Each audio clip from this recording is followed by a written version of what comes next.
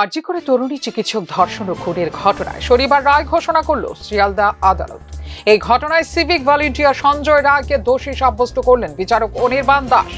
সোমবার শাস্তি ঘোষণা করবে আদালত। রায়ের পর তাকে ফাঁসানো হচ্ছে বলে দাবি করল সঞ্জয় রায়। এদিকে প্রমাণ জমা পড়েছে, সেই প্রমাণের ওপর ভিত্তি করে দোষী সাব্যস্ত করা হয়েছে বলে জানালো আদালত।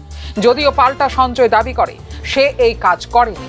তার বক্তব্য, যারা করেছে কেন ছাড়া হচ্ছে তাদের কথা বলতে দেওয়ার আর্জিও জানায় সে। বিচারক জানান তিনি সঞ্জয়ের কথা শুনবেন সোমবার। গত বছর 9 আগস্ট আরজিকর মেডিকেল কলেজ ও হাসপাতালের মেডিসিন বিভাগের সেমিনার রুমে উদ্ধার হয়েছিল এক তরুণী চিকিৎসকের মৃতদেহ। তাকে ধর্ষণ করে খুন করার অভিযোগ উঠেছিল। ঘটনার পরের দিনেই গ্রেপ্তার করা হয়েছিল কলকাতা পুলিশের সিভিক ভলান্টিয়ার সঞ্জয় রায়কে। 13 আগস্ট সিবিআইকে এই মামলার তদন্তভার দিয়েছিল কলকাতা হাইকোর্ট। পরে 18 আগস্ট স্বতঃপ্রণোদিতভাবে এই মামলা শোনার জন্য আগ্রহ প্রকাশ করেছিল সুপ্রিম কোর্ট। সেই সময় আর্থিক অনিয়মের অভিযোগ ওঠে আরজিকরের তৎকালীন অধ্যক্ষ সন্দীপ ঘোষের বিরুদ্ধে। গত 2রা সেপ্টেম্বর আরজিকর হাসপাতালের আর্থিক দুর্নীতি মামলায় সিবিআই এর হাতে গ্রেপ্তার হন সন্দীপ ঘোষ।